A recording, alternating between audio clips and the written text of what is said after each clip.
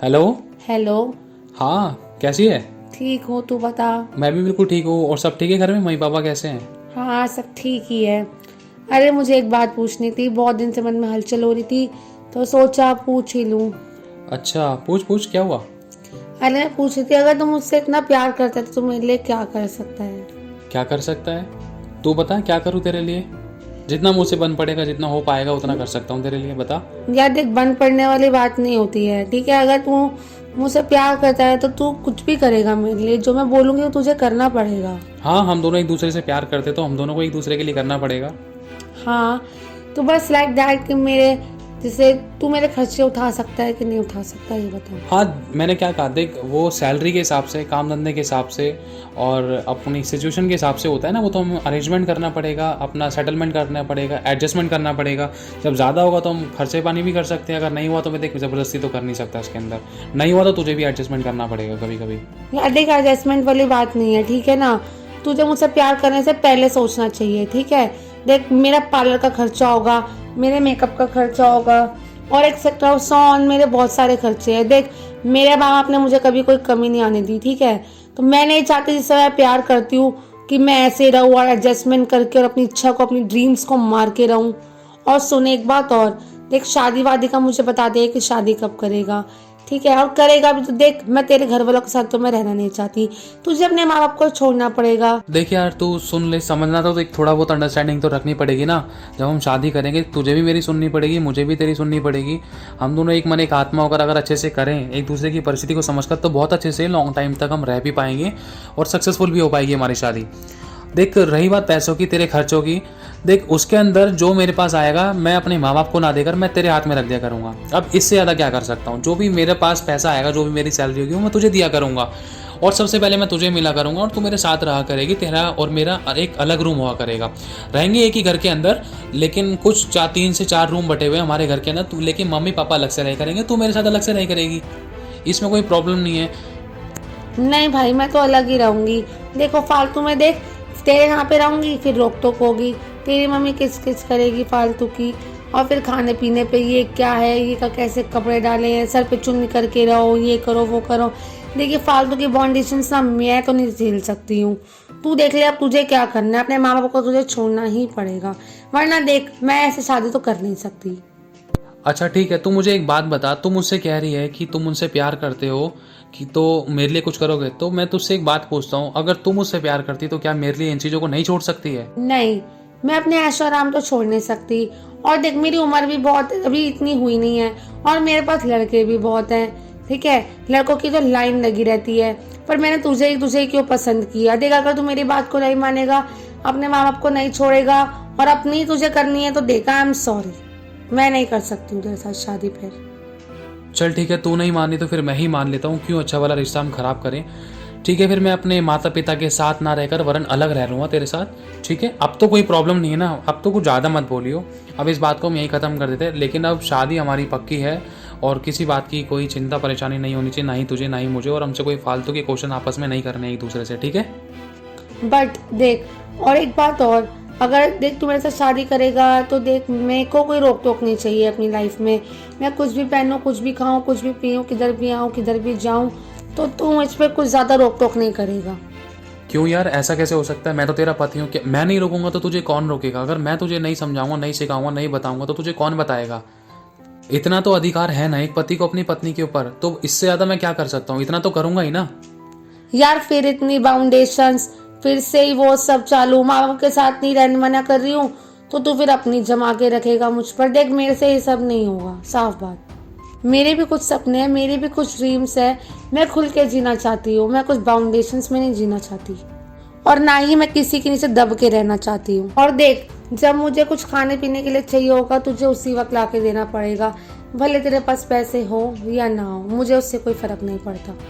इसीलिए मैं कह रही हूँ कि अभी से अपनी अच्छी जॉब लगा ले। देख तो जो मेरा मेरा भी ध्यान रखना पड़ेगा, और मेरे खर्चों का भी, मेरे ऐशो आराम का, और मेरी जितनी ड्रीम्स है वो तुझे पूरी करनी ही पड़ेंगी। इसलिए अभी से अच्छा कमा ले ताकि आगे जाके कोई दिक्कत ना आए।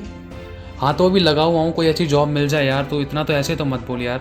ये किस प्रकार का प्यार है? कैसी वैसी बातें कर रही तू मुझसे? थोड़ा बहुत तो एक अंडरस्टैंडिंग होती है ना यार। अब प्यार, अब तू किस प्रकार का ऐसे पे कैसा प्यार करती है, अब मैं क्या बोलूँ, मेरे पास तो शब्द ही नहीं आ रहे हैं। तूने इतनी बड़ी बड़ी बातें आज मुझे सिर्फ थोड़ी सी देर में ही बोल दी, मैं तो हिल गया। मुझे नहीं पता था कि तू भी ऐसी बात बोल पाएगी कभी यार, तू या कभी ऐसी बातें मुझसे बोलेगी या कभी ऐसी मांगे मेरे पास रखेगी। ये बातें शायद अगर मुझे पहले ही पता होती ना तो शायद अब तक मैं यहाँ पर ना आता। अच्छा, तो पहले क्यों नहीं सोचा? और हाँ, एक बात और, देख तू चर्च जाता है और तू वो यीशु मसीह को मानता है ना, तो देख तेरे को यीशु मसीह को भी छोड़ना पड़ेगा। मैं जानती हूँ कि तू बोलेगा चर्च चलो और फिर ये सब चीज़ें छोड़ो, ये ऐसे रहे वैसे रहे, तो देख मेरे बस का तो है नहीं, और तुझे मेरी इच्छा के अनुसार चलना पड़ेगा, साफ बात। तो तुझे यीशु मसीह को भी छोड़ना पड़ेगा। तू एग्री है तो बता, वरना लड़के तो बहुत है मेरे लिए। चल ठीक है, तू इतना परेशान हो रही थी इस बात को लेकर कि मैं यीशु मसीह पर विश्वास करता हूँ, तो मैं तो जा सकता हूँ ना चर्च। तेरे को मैं फोर्स नहीं करूंगा, मेरी इच्छा है, मेरा मन है, मेरी जिंदगी है, मैं तो जा सकता हूँ ना चर्च। मैं तो प्रार्थना कर सकता हूँ, मैं तो आराधना कर सकता हूँ। मेरा जब चाहे, जब मन करे, जब मैं यीशु मसीह का नाम ले सकता हूँ, जब भी मैं मन करे मेरा, या कभी भी मेरा प्रार्थना करने की इच्छा हो, या कभी भी संगति में जाने की इच्छा हो, या वर्शिप करने की इच्छा हो, तो मैं कभी भी चर्च जा सकता हूँ ना। वो तो मेरी इच्छा है, मैं तुझे फोर्स नहीं करूँगा। और हाँ, मुझे तुझसे एक बात और बोलनी है, सही हुआ तूने याद दिलाया, इस टाइम पर मुझे बात कर लेनी चाहिए क्योंकि अभी सारी बातें खुली रही हैं। तो देख, मैं तो प्रभु यीशु मसीह पर विश्वास करता हूँ, मैं उसको अपना उद्धारकर्ता मान चुका हूँ। देख, अगर मैं शादी करूँगा तो किसी मसीह लड़की से ही करूँगा। अगर तू यीशु मसीह को ग्रहण करेगी तो ही मैं तुझसे शादी कर पाऊँगा, क्योंकि मैं यीशु मसीह पर पहले से ही विश्वास करता हूँ और मैं उसके बगैर कहीं अन्य जाति में भी शादी नहीं कर सकता। मैं कहीं दूसरे नाव में पैर नहीं रख सकता, ना ही मैं दूसरे कामों में हाथ मिलाना चाहता, क्योंकि मैं सिर्फ यीशु पर विश्वास करता हूँ। तो यीशु के ही अनुसार मैं शादी करूँगा। जो लड़की मसीह में होगी मैं उसी से शादी करूँगा, जो लड़की विश्वासी होगी मैं उसी से शादी करूँगा। बस मैं चाहता हूँ तू भी विश्वास कर ले, तेरा भी उद्धार हो जाए, तेरे भी पाप क्षमा हो जाए और तेरी भी ज़िंदगी बदल जाए। तू भी एक अच्छी ज़िंदगी जिए, जो एक सच्ची इंसानियत वाली, प्रेम से भरी, दीनता, नम्रता, प्रेम से, डर से, पवित्र भय से और पवित्रता ही सच्चाई खराई की ज़िंदगी है, वो तू जिए। मैं चाहता हूँ तेरी ज़िंदगी बदल जाए। तू विश्वास कर यीशु मसीह पर। हम दोनों मसीह में होकर शादी करेंगे, बैप्टिज्म ले ले और हम शादी कर लेंगे फिर, और प्रभु में बने रहेंगे, प्रभु की महिमा करेंगे और अच्छा जीवन जिएंगे। बहुत ऐसे आशीष और उद्धार का दूसरों के लिए कारण भी बनेंगे। No no no no no, तूने तो बहुत ज्यादा बोल दिया। मैं तो ये सोच रही कि तू भी ना जाए अब चर्च। देख, आज तेरे सामने 2 चुनाव हैं और तूने पहले से ख्याल पुलाव बना रखा था कि तू मुझे बपतिस्मा दिलाने की सोच रहा है। देख, मैं बपतिस्मा तो कभी नहीं लूंगी। और सेकंड थिंग, देख आज तू चुन ले, तू किसको चुनेगा, यीशु मसीह को या फिर मुझे। तेरे पास सिर्फ 2 मिनट हैं इस कॉल कटने तक, ठीक है? अगर आज तूने मुझे चुन लिया तो दोबारा कॉल आएगा, अगर आज तूने यीशु मसीह को चुना तो मैं तुझे कभी दोबारा फ़ोन नहीं करूँगी। और याद रखियो, मेरी जैसी लड़की तुझे कभी नहीं मिल सकती।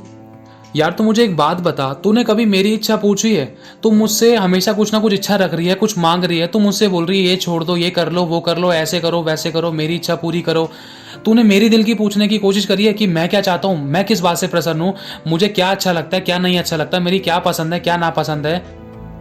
देख, मुझे ज़्यादा भाषण नहीं सुनने हैं, तू मुझे बस इतना बता कि आज तेरे हाथ में चुनाव है।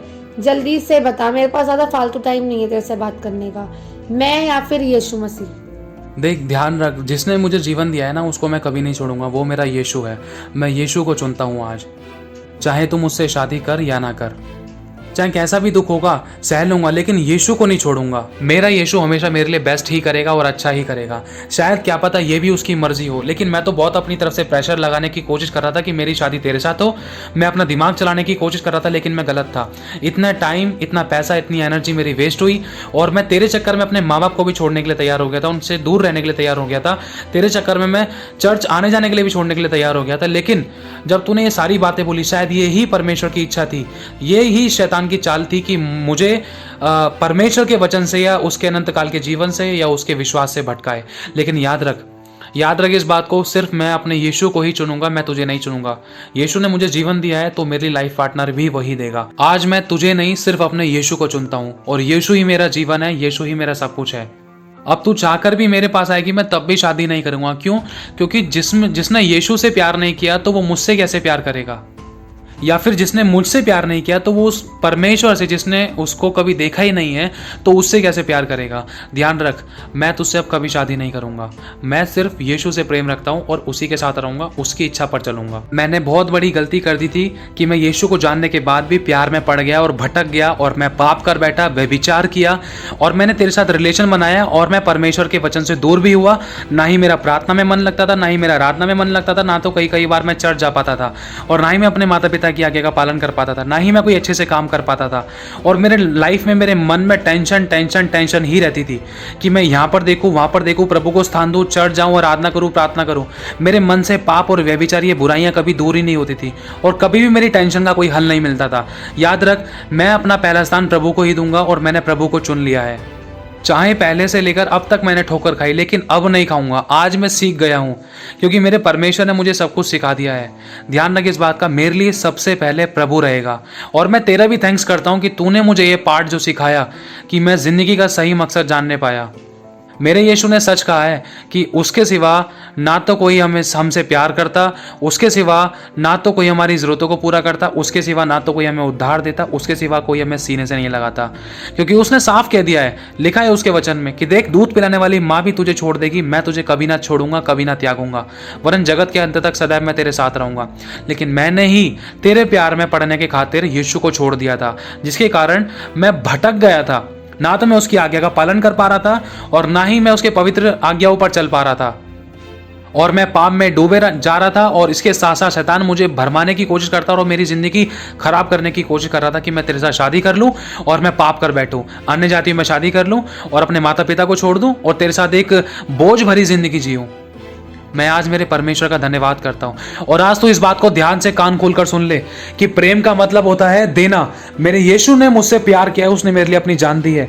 उसने कभी मेरे से कुछ नहीं मांगा, उसने मुझसे कभी नहीं कहा कि तू मुझे ये दे। और आज तू मेरे सामने इतनी बड़ी लिस्ट लगाकर बैठी थी कि तू मेरी इच्छा को पूरा करेगा, तू मुझे सैलरी ला कर देगा और तू मुझे मेरी सारी जरूरतों को पूरा करेगा, मेरे मतलब इन सारे कपड़ों के और मेरे कॉस्मेटिक्स के खर्चों को तू पूरा करेगा, अपने माँ बाप के घर पे नहीं रहेगा और वरन तू मेरे साथ अलग से रहेगा। तू इतनी सारी इच्छा, इतनी सारी मांगे तू मेरे सामने रख रही थी।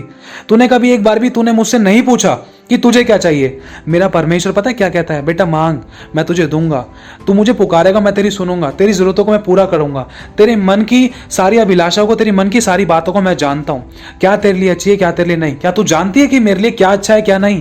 क्या तू जानती है कि मेरी क्या क्या जरूरत है? क्या तू जानती है मैं अंदर किन किन बातों के कारण मैं रोता हूं? क्या तू जानती है मेरे आंखों में किस किस कारण आंसू रहते हैं? क्या तुझे पता है मेरे घर में किस प्रकार की टेंशन है? तुझे तो अपने शादी और अपने प्यार करने की और अपने खर्चों के पूरे करने की पड़ी है। सच में यीशु, मैं आज तेरा धन्यवाद करता हूं कि तूने आज मेरी आंखें खोल दी। उस घोर अंधकार और पाप में जाने से तूने मुझे बचा लिया, क्योंकि तुझे छोड़कर तो कोई जिंदगी थी ही नहीं प्रभु। मेरी जिंदगी और नरक हो जाती और बदतर हो जाती अगर मैं सच में तेरा इनकार करके अगर उस लड़की से मैं शादी कर लेता तो। मैं जानता हूं प्रभु, कोई मनुष्य बुरा नहीं है, लेकिन अंधकार की ताकतें हैं, वो तेरे लोगों को भटकाना चाहती हैं, जैसे मैं भटक गया था। लेकिन अब नहीं भटकूंगा, अब प्रभु मैं सीख गया हूं। लेकिन इस लड़की की बंद बुद्धि को खोल दे ताकि इसके जीवन में तेरा डर आए और पवित्र जीवन जिए। प्यार कभी किसी से इच्छा नहीं रखता, इसको बता। प्यार हमेशा देने का नाम है, प्रेम हमेशा बोने का नाम है। प्रेम अपने आप को दे देता है, कभी किसी से मांगता नहीं है, कभी किसी से लेता नहीं है, कभी किसी से इच्छा नहीं रखता है। प्रेम हमेशा बोकर भूल जाता है। प्रेम मेल मिलाप सिखाता है, प्रेम माफ करना सिखाता है, प्रेम दीनता नम्रता सिखाता है, प्रेम आशीष देना सिखाता है, प्रेम भला करना सिखाता है, भला बोलना सिखाता है। लेकिन यहाँ पर प्रभु कुछ और ही हो रहा था। मैं प्रभु तेरा धन्यवाद करता हूँ कि तूने मुझे इस लड़की से दूर कर दिया। क्यों? क्योंकि मेरी जिंदगी पाप में जा रही थी। हे मेरे परमेश्वर, हे मेरे पिता, मैं तेरा दिल से धन्यवाद करता हूँ कि सच में तूने जगत से ऐसा प्रेम रखा, मुझसे ऐसा प्रेम रखा कि तूने यीशु को मेरे खातिर मरने के लिए दे दिया। मतलब यीशु से भी तूने मुझसे इतना ज्यादा प्यार किया कि यीशु को तूने मरने के लिए दे दिया और मुझे बचा लिया। और मैं मूर्ख ऐसी बुराई करने के लिए पाप में जाने की कोशिश कर रहा था और तेरे पुत्र को पांव तले रौंदने की कोशिश में था। प्रभु मुझे माफ कर दे।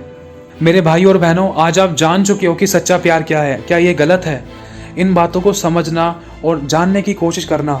हर एक लव स्टोरी में कुछ ना कुछ एक इच्छा होती है, या तो लड़की की मांग होती है या लड़के की मांग होती है। अगर लड़का पूरी नहीं कर पाता है तो बीच में ब्रेकअप हो जाता है। मैं एक बात कहना चाहता हूँ। पहली बात तो परमेश्वर ने सिर्फ एक ही रिश्ता बनाया है, जो है पति और पत्नी का। उसके अलावा कोई दूसरा रिश्ता नहीं है। आज शैतान लड़कों और लड़कियों के जीवन में काम करने की क्यों कोशिश करता है? क्योंकि वचन में लिखा है कि परमेश्वर अपना आत्मा जवानों पर, बुजुर्गों पर, बूढ़ों पर, बच्चों पर, हर एक जन पर उड़ेलेगा। जवान दर्शन देखेंगे, पूर्णीय स्वप्न देखेंगे और बेटा बेटी भविष्यवाणी करेंगे। शैतान जानता है कि अंत के दिनों में जितना ज्यादा पाप हो उतना ज्यादा लोग परमेश्वर से दूर हो पाएंगे, इसलिए शैतान अपनी ताकत लगाने की कोशिश कर रहा है। एक तरफ परमेश्वर आंसू बहा बहा कर, एक तरफ परमेश्वर अपने बच्चों को बचाने की कोशिश करता है, बार बार माफ करता है, बार बार क्षमा करता है, बार बार आशीष देता है, बार बार चंगा करता है। लेकिन शैतान बार बार परमेश्वर के लोगों को भटकाता है, भरमाता है, पाप में डालता है, कभी व्यभिचार में डालता है, कभी किसी लड़की के द्वारा, कभी किसी लड़के के द्वारा। मतलब शैतान जानता है कि उस लड़के को किस तरीके से भरमाना है। सोच कर देखो, अगर आप कोई बहुत अच्छे लड़के हो तो आपके पास अगर कोई खूबसूरत सी लड़की का मैसेज आ जाए तो क्या आपके 100% में से क्या 1% भी आपके मन में डाउट नहीं आएगा कि इस लड़की ने मैसेज क्यों किया? और ऐसा हो ही नहीं सकता कि आप उसके पास रिप्लाई ना करें और पूछे ना। आपके मन में जरूर कुछ ना कुछ आएगा कि उसकी प्रोफाइल चेक करूं, उसकी डेट ऑफ बर्थ देखूं और उसका रिलेशन देखूं क्या है, और उसकी फोटोज देखूं, उसका फेस देखूं, वो लड़की कौन है या वो लड़का कौन है। यही तो चीज है। शैतान ऐसी शुरुआत करता है, उसके बाद धीरे धीरे करके बातचीत होती है, मैसेज होते हैं, नंबर शेयर होता है और डीपनेस में जाकर इंसान एक बॉयफ्रेंड गर्लफ्रेंड का मतलब रिलेशन तैयार कर लेता है, जिसमें शैतान उनके द्वारा पाप कराता है और वो लड़के और लड़कियां परमेश्वर की महिमा से रहित हो जाते हैं, परमेश्वर से दूर चले जाते हैं और उन लड़कों को कुछ मिलता नहीं है। वरन इसमें शैतान उनके बीच में ऐसे काम करता है, पहले तो बहुत प्यार कराता है, ऐसे ऐसे बड़े बड़े रिश्ते, बड़े बड़े नाते दिखाता है और बड़ी बड़ी ख्वाहिशें पूरी करने की बातें करवाता है लड़का और लड़की के बीच में कि मैं तेरे लिए ये कर दूंगा, मैं तेरे लिए वो कर दूंगा। लेकिन जब समय आता है, हमने बहुत सारी ऐसी गवाहियां सुनी है, लड़की और लड़कों के शादी में मतलब लाखों रुपए लगा दिए लड़की के पैरों के नीचे, मतलब नोट बिछा दिए, उसके बाद लड़की 6 महीने बाद अपने घर पर। क्या फायदा उस चीज का? क्यों? क्योंकि लोगों के जीवन में परमेश्वर का डर, परमेश्वर का प्रेम नहीं है। आज एक अच्छा भला विश्वासी परमेश्वर से जो प्यार करता है, अगर उसके जीवन में कोई लड़का या लड़की आ जाती है तो वो भटक जाता है। क्यों? क्योंकि शैतान उसके जीवन में काम करता है। शैतान जानता है कि उसकी कमजोरी क्या है और इस उम्र में उसको क्या चाहिए। इसीलिए इन बातों का ध्यान रखना। परमेश्वर का प्रेम ही सत्य है, जो हमें कभी धोखा नहीं देगा, जो हमसे कुछ इच्छा नहीं रखेगा। वो तो हमेशा हमारे लिए बाहें खुलाकर खड़ा रहता है। वो कभी किसी लड़की की तरह है, किसी लड़के की तरह इच्छा नहीं रखता, मांगता नहीं है कि तू पहले अपना मुंह से ही कर करा, या तू काला है या तू गोरा है, या तू हिंदू है, मुस्लिम है या ईसाई है या सिख है, भाई तू ऐसे से धर्म का है। वो ऐसे नहीं पूछता, वो तो सिर्फ बाहें खुलाकर खड़ा रहता है। वो कहता है बेटा तू जैसा भी है ना, तू मेरे पास आ जा, मैं तुझे ग्रहण करूंगा। आज इस बात को सोच कर देखना, आज हमें प्रभु यीशु के सिवाय कोई और दूसरा कौन है जो ग्रहण करता है? और मेरे भाइयों और बहनों, इन बातों का सदा ध्यान रखना कि हमेशा अपना पहला प्रेम प्रभु से रखना, पहला प्रेम प्रभु को ही करना और पहली इच्छा, पहली ख्वाहिश हमेशा प्रभु को रखना और पहला स्थान भी अपने प्रभु को ही देना। ध्यान रखना, क्योंकि जिस प्रभु यीशु मसीह परमेश्वर को आप प्यार कर रहे हो तो वो आपकी इज्जत और केयर क्यों नहीं करेगा? उसने कहा है, देख मैं तेरे पांव को टलने न दूंगा, मैं तुझे हमेशा महामारियों, महारोगों से, बीमारी से, विपत्तियों से, शैतान की चालों से बचाकर रखूंगा। आज आप देख सकते हो कोरोना के टाइम में अगर एक फैमिली में अगर एक हस्बैंड वाइफ को, अगर हस्बैंड वाइफ में से सिर्फ एक को हो गया, अगर हस्बैंड को हो गया, तो वाइफ है ना 100 में से 10% तो सोचेगी, क्या सोचेगी कि भाई मुझे ना हो जाए। लेकिन जब हस्बैंड को हो गया ना तो वो यही सोचेगा कि अब मेरा क्या होगा। यहाँ पर दो प्रकार के थॉट हैं, वाइफ सोचेगी कहीं मुझे ना हो जाए और हस्बैंड सोचेगा कि अब मेरा क्या होगा। सोच कर देखो, लेकिन यीशु ने रोगियों को अपने सीने से लगाया, बीमारों को चंगा किया, अपनी जिंदगी तक दे दी हमारे लिए। वो पवित्र पाप बन गया, क्रूस की दर्दनाक मृत्यु सह ली और उसने सिर्फ एक ही बात कही कि हे पिता इन्हें क्षमा करें, नहीं जानते क्या कर रहे हैं। प्रेम हमेशा बलिदान को दर्शाता है जो यीशु ने किया और करके दिखाया। इसीलिए आपको मेरे भाइयों और बहनों इन बातों का ध्यान रखना है कि जब आप यीशु मसीह से प्रेम रखते हो, प्रभु पर विश्वास करते हो, तो वो आपके लिए बेस्ट करेगा। आपको अपनी इच्छा से चुनाव नहीं करना है। ध्यान रखना, मनुष्य का चुनाव 99.9% गलत होता है और फिर उसके बाद इंसान पछताता है अपनी गलती करने के कारण, फिर बाद में प्रभु को दोष देता है। इसीलिए आपको पहले ही बताया जा रहा है, क्योंकि ऐसी बहुत सारी हमने गवाहियां सुनी हैं जिसमें परमेश्वर के लोगों ने विश्वास से भटककर व्यभिचार में या पाप में या दूसरे प्यार में पड़ गए। जब उन्होंने ठोकर खाई तो बहुत से ऐसे थे जिनको ठोकर खाने के बाद मौका भी नहीं मिला उठने का। ये सच्ची गवाहियां हैं। हमने रोते रोते लोगों की गवाहियां सुनी हैं कि उन्होंने गलत कदम उठाया और प्रभु की आत्मा ने उनसे बात भी की, बेटा देख तूने मुझे छोड़ दिया ना, तूने उसको अपना लिया, देख अब आने वाले टाइम में देख तुझे उसने भी छोड़ दिया और तुझे उसके परिवार वालों ने भी धिक्कार दिया और तुझे सबने छोड़ दिया, अब तेरा कोई नहीं रहा ना बेटा, तूने मुझे क्यों छोड़ा। प्रकाशित वाक्य में आपने पढ़ा होगा, एक कलीसिया ऐसी है जिसको परमेश्वर ने चेतावनी दी है, कहा है देख तूने पहला सा प्रेम छोड़ दिया है। जब तू नया नया आया था ना, तू कितना सरगर्म था। जब तू नई नई आई थी ना, तू कितना प्रेम करती थी, कितना बात करती थी, कितना विश्वास करती थी, आराधना प्रार्थना में लॉलीन रहती थी, और तू मेरे साथ बिल्कुल कनेक्ट रहता था, और तू मेरे में बढ़ते ही जा रहा था, वरन मुझसे दूर नहीं, तू बढ़ते ही जा रहा था। लेकिन अचानक तेरे को क्या हो गया? प्रभु ने उस कलीसिया को साफ चेतावनी दी है, स्मरण कर कि तू कहां से गिरा है, पहले के समान काम कर, वरना मैं तेरी दीवट को हटा दूंगा। प्रभु साफ चेतावनी देता है, देख तूने ठोकर तो खाई है, तू ठंडा गुनगुना हो गया है। पहले तू जैसा आया था सरगर्म, मुझ में विश्वास में आई थी या विश्वास में आया था, अब तू वैसा काम नहीं कर रहा है। पहले से तेरा विश्वास और आशा और प्रेम ठंडा पड़ चुका है। तूने अपना पहला स्थान किसी और को देना शुरू कर दिया है। तूने अपनी और मेरी जिंदगी के बीच में किसी और को अहमियत देना शुरू कर दिया है। तो ध्यान रखना मेरे भाई और बहनों, क्योंकि बहुत से लोगों ने इस बात की गवाही दी है। जब उनसे बात होती है तो सच में इस बात के लिए दिल बहुत रोता है कि शैतान किस तरीके से एक लड़का और एक लड़की को, और एक पति और एक पत्नी को कैसे भरमा देता है, उनके बीच में कैसे काम करता है, कैसे एक पति पत्नी को या फिर एक लड़का लड़की को परमेश्वर के वचन से दूर करके एक झूठे प्यार के अंदर फंसाकर उसमें दुख, टेंशन, चिंता, परेशानी, मृत्यु, फांसी लगाना या जहर खा के मर जाना, या किसी पर गलत आरोप लगा देना, या गलत सेक्सुअल रिलेशन बना देना, या किसी को, आपको मालूम होगा लड़की की शादी नहीं हुई है, लड़का लड़के की शादी नहीं हुई है, लेकिन फिर भी आपको इतना भी मालूम होगा, मैं इस बात को खुलकर बोल नहीं सकता, स्कूल तक के अंदर लड़कियां प्रेग्नेंट पाई गई थी। क्यों? क्योंकि शैतान एक जवान और एक जवान लड़के की जवान लड़की की पवित्रताई पर आंच उठाना चाहता है और गलत धब्बा लगाना चाहता है, ताकि वो परमेश्वर के ग्रहण योग्य ना बने, और उनको पाप में डालना चाहता है। आज छोटी से छोटी बच्ची और बच्चों के हाथों में फोन रहता है। जब वो गेम्स खेलते हैं या कोई एप्लीकेशन चलाते हैं, क्या उनके हाथ में जब वो चलता है तो क्या कोई एड्स नहीं आती है? सोचो कितनी एब्यूजेबल, कितनी गंदी गंदी एड्स आती हैं। तो प्लीज इन चीजों से दूर रहें और परमेश्वर को पहला स्थान दें। कभी किसी के पाप का, ठोकर का, आंसू का कारण ना बने। ये बातें सिर्फ आपको समझने के लिए बताई गई हैं, ताकि इन बातों को अपने जीवन में उतारें और सही डिसीजन लें अपनी जिंदगी में, ताकि आप लोग ठोकर ना खाएं। ध्यान रखना, क्योंकि इंसान को मौके बार बार नहीं मिलते हैं, क्योंकि बाइबल में एक ऐसा भी वचन दे रखा है, एसाव नाम का व्यक्ति था, उसको मन फिराव का अवसर भी नहीं मिला। बहुत बार चाहने की कोशिश करी, परमेश्वर मुझे अवसर दे दे, लेकिन उसको मन फिराव का अवसर नहीं मिला। क्यों? क्योंकि उसको जब जब अवसर मिला तो उसने अवसर गवा दिया। तो इसीलिए मेरे भाई और बहनों, ये गवाही, ये रिकॉर्डिंग आपको ये बताना चाहती है कि आप लोग अपना पहला प्रेम प्रभु से करें, जिसने आपके लिए सब कुछ कर दिया। उसको आपकी चिंता है, उसने कहा है कि अपनी चिंता और बोझ मुझे दे दे, क्योंकि मुझे तेरा ध्यान है। तू मेरा बेटा है, तू मेरी बेटी है, तो वो तुम्हारे लिए बेस्ट करेगा। जब एक दुनियावी माँ बाप अपने बच्चों के लिए बेस्ट करते हैं, तो वो तो सृष्टि का करता है, वो क्यों ना बेस्ट करेगा। ध्यान रखना, आपको धीरज धरना है, पेशेंस रखने हैं। अपनी जिंदगी में कभी अपनी इच्छा के अनुसार चुनाव मत लेना, प्रभु के हाथों में सौंपना। पहली बात तो ऐसे दूसरे रिलेशनों से हमेशा दूर रहना। जब तक माता पिता की इच्छा ना हो, जब तक परमेश्वर की इच्छा ना हो, सबसे पहली बात परमेश्वर की इच्छा ना हो, जब तक परमेश्वर की अगुवाई के बगैर, जब तक परमेश्वर की अगुवाई नहीं होती, जब तक शादी के लिए किसी बात में हावी मत भरना।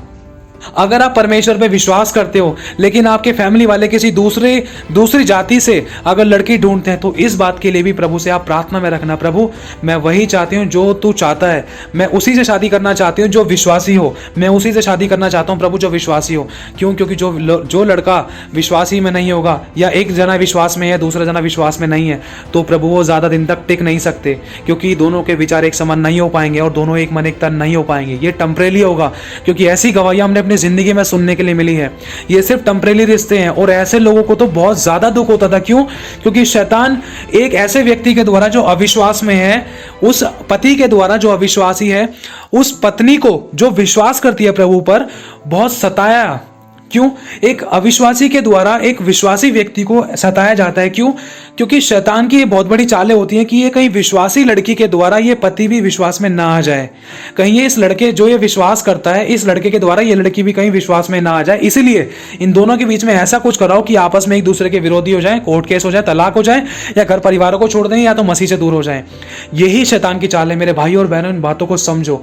मैं फिर से कहता हूं, आखिरी बार कहना चाहता हूं, अगर आपकी जिंदगी में कोई ऐसा रिलेशन है तो उसको इसी समय नो कर दो, छोड़ दो। परमेश्वर आपके लिए बेस्ट करेगा, और शैतान बहुत बेस्ट करने के लिए तैयार है। ध्यान रखना, शैतान का बेस्ट स्टार्टिंग में अच्छा लगता है, लेकिन बाद में इतना खतरनाक फटका है कि उठने नहीं देता है। ध्यान रखना, क्योंकि पाप की मजदूरी मृत्यु है, और आज्ञा ना मानने वालों के जीवन में शैतान काम करता है। इसमें परमेश्वर की कोई गलती नहीं है। मनुष्य आज्ञा खुद तोड़ता है और खुद परीक्षा में फंसकर फंदे में पड़ता है और अभिलाषा गर्भवती होती है, फिर वो पाप को जनती है। ध्यान रखना, परमेश्वर की कोई गलती नहीं है, इसीलिए आपके सामने ये बातें रख दी हैं। जो शादी से पहले होता है लड़का लड़की का रिलेशन, वो व्यभिचार कहलाता है, चाहे आप दूर दूर क्यों ना हो। मन में जैसा तू सोचता है वैसा तू है। क्या मन में गलत विचार नहीं आया? बस इन बातों का ध्यान रखना मेरे भाई और बहनों। बुराई से बचे रहना, व्यभिचार से बचकर रहना, और सिर्फ विश्वासी लड़के और लड़की से ही शादी करना। शादी करने से पहले प्रभु के हाथों में सौंपना, प्रभु जो तेरी ओर से है वही मेरे जीवन में आने पाए, वही मेरा जीवन साथी बनने पाए। और ज़्यादा दिमाग चलाकर ये मत सोचना कि भाई मैं तो विश्वास करती हूँ, कोई बात नहीं, जब शादी हो जाएगी या शादी से पहले क्या पता वो विश्वास में आ जाए, या मेरे द्वारा उसका परिवार विश्वास में आ जाए, या मेरे द्वारा वो लड़का विश्वास में आ जाए, फिर वो विश्वास कर लेगा, फिर उसके बाद हम शादी कर लेंगे। ऐसी प्लानिंग कभी मत करना, क्योंकि शैतान बहुत चालाकी तरीके से काम करता है, क्योंकि बहुतों ने अपने घर बिगाड़ लिए। क्योंकि ऐसी गवाहियाँ हमारे पास है, लोगों ने अपना दिमाग चलाया और उसके अंदर खुद फंस गए, और शैतान ने ऐसा उलझा डाला कि ना तो इंसान खुद विश्वास में रहा, वरन जब अविश्वासी के साथ शादी करी या दूसरे को विश्वास में लाने के बाद शादी करी, तो फिर वो विश्वासी भी कुछ ही पल तक का रहा, फिर उसके बाद खुद ने भी पूजा पाठ करना शुरू कर दिया, दूसरे ने तो पूजा पाठ कर ही रहा था। और बस यही कहना चाहता हूँ कि कोई किसी के पाप का कारण, ठोकर का कारण, मृत्यु का कारण ना बने। अपना दिमाग मत चलाना, क्योंकि शैतान बड़े लुभावने तरीके से काम करता है, और बुद्धिमानों को परमेश्वर उनकी चतुराई में फंसा देता है। इस बात का ध्यान रखना। हम ये ना समझें कि परमेश्वर कुछ नहीं जानता, अरे ऐसे हो जाएगा वैसे हो जाएगा, अगर मैं चाहूँ तो वो मेरा हस्बैंड या मेरा बॉयफ्रेंड मुझे देखकर विश्वास में आ जाएगा। पहले तो चल मुझे विश्वास करना चाहिए, मुझे देख कर वो विश्वास में आ जाएगा, फिर उसके बाद हम शादी कर लेंगे। या कोई ऐसे भी मत सोचना कि यार वो मुझे देखकर विश्वास में आ जाएगी, मैं तो विश्वास में हुई ना, कोई बात नहीं, जब वो मुझे देखकर विश्वास में आ जाएगी फिर उसके बाद वो बपतिस्मा ले लेगी, फिर हम शादी कर लेंगे। या फिर मैं विश्वासी में हूँ तो ऑलरेडी, अगर मैं ऐसी शादी कर लूँगी, फिर बाद में चाहे हम पूरे परिवार को, जब मैं यीशु मसीह के बारे में बताऊँगी तब पूरा परिवार विश्वासी में आ जाएगा, मैं पूरे परिवार के लिए उद्धार का कारण बन जाऊँगी।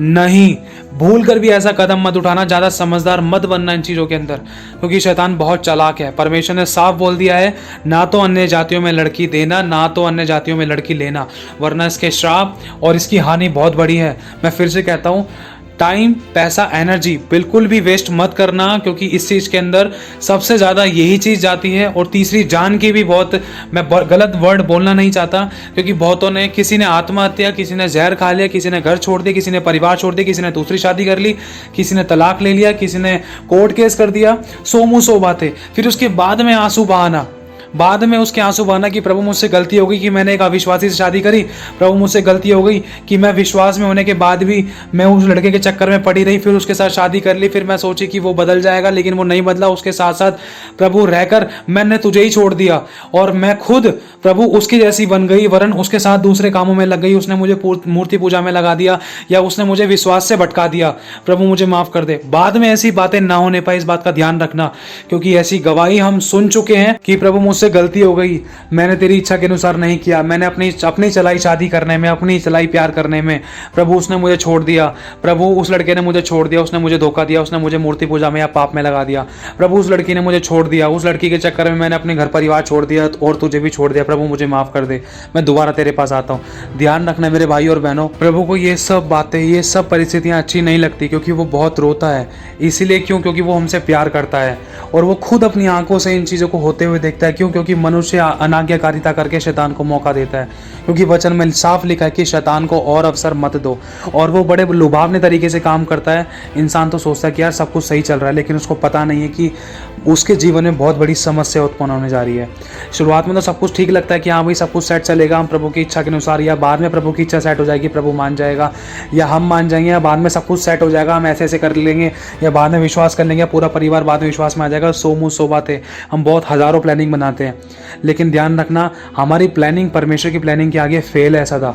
क्यों? क्योंकि परमेश्वर जब तक हमारी प्लानिंग के अंदर नहीं होगा ना, जब तक परमेश्वर की इच्छा हमारे जीवन में नहीं होगी, तब तक हमारी प्लानिंग सक्सेसफुल नहीं हो सकती है। इस बात का ध्यान रखना। हमारी प्लानिंग कामयाब तब ही होगी जब हम उसकी इच्छा के अनुसार चलेंगे।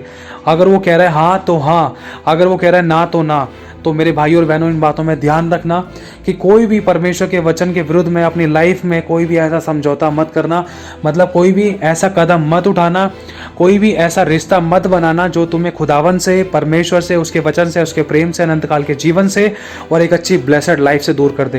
क्योंकि बाद में रोना रोना और रोना ही है। खुदा को छोड़ कोई और जिंदगी है ही नहीं। बचाने वाला खुदा है। अगर उसने अपना हाथ हटा लिया तो बाकी सब मारने के लिए ही है। बस परमेश्वर अपना हाथ हटाता है, लोगों के जीवन में अपने आप ही समस्या आती है, फिर वो मौत के घाट उतर जाता था। ध्यान रखना, ऐसा कभी किसी के साथ ना होने पाए। क्योंकि जहां पर शैतान काम करता है तो शैतान चोरी करता है, नाश करता है और घात करता है। शैतान क्या चुराता है? चैन चुराता है, आराम चुराता है, आशीष चुराता है, बरकत चुराता है, पति पत्नी के बीच का प्यार चुराता है और शांति चुराता है, चैन विश्राम और आराम चुराता है, शारीरिक, आत्मिक, आर्थिक, संसारिक आशीषें चुरा लेता है, जिसके बिगैर इंसान बिल्कुल बेबस हो जाता है। फिर तो इंसान के मन में खुद ही आता है कि अब तो भाई मर जाओ, इसके अलावा कोई और रास्ता नहीं है। तो मेरे भाई और बहनों, इन सब चीज़ों से बचकर रहना और परमेश्वर की आज्ञा के अनुसार चलना। मैं कहता हूँ कि कोई परफेक्ट नहीं है, लेकिन अगर आप परमेश्वर की आत्मा की अगुवाई मांगोगे तो प्रभु आपको ज़रूर गाइड करेगा। लेकिन धीरज धरना, परमेश्वर के पास आपके लिए बेस्ट योजना है, क्योंकि उसका वचन साफ कहता है कि जो परमेश्वर से प्रेम करते हैं उनके लिए सारी बातें मिलकर भलाई ही को उत्पन्न करती है। परमेश्वर हमेशा आपको बेस्ट देगा। एक आखिरी बात कहना चाहता हूँ कि 5,000 की ब्लेसिंग के चक्कर में 5 करोड़ की ब्लेसिंग कभी मत खोना, क्योंकि बेस्ट इज नेक्स्ट। प्रभु आप सभी को आशीष दे। धीरज धरना, प्रभु में बने रहना और ये बात कभी मत भूलना कि शैतान बहुत चालाक है। प्रभु आप सभी को आशीष दे। आप सभी को जय मसीह की।